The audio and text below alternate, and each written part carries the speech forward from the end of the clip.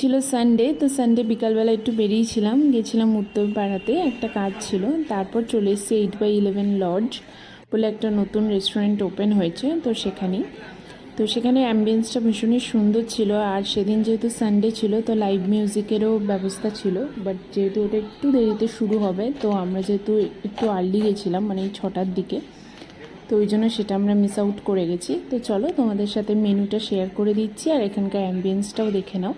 So যেহেতু দুপুরবেলা লাঞ্চটা একটু হেভি হয়ে গেছিলো, সেটা আমি আগের ব্লগে শেয়ার করেছি, তোমরা দেখে নিতে পারো। তো ওই জন্য হালকাই কিছু অর্ডার করেছিলাম স্টার্টার আইটেম।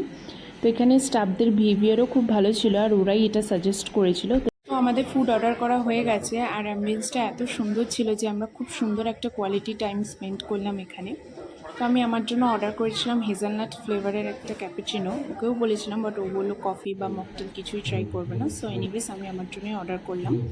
এরপর আমাদের স্টার্টার আইটেমও চলে এসেছিলো। স্টার্টারে অর্ডার করেছিলাম চিকেন রেশমি টিক্কা কাবাব। চিকেন রেশমি টিক্কা কাবাবের আগেও আমি খেয়েছি, বাট এটা আমার একটু ডিফারেন্ট লাগলো। They put from the egg white top of the chicken tikka and then grill it.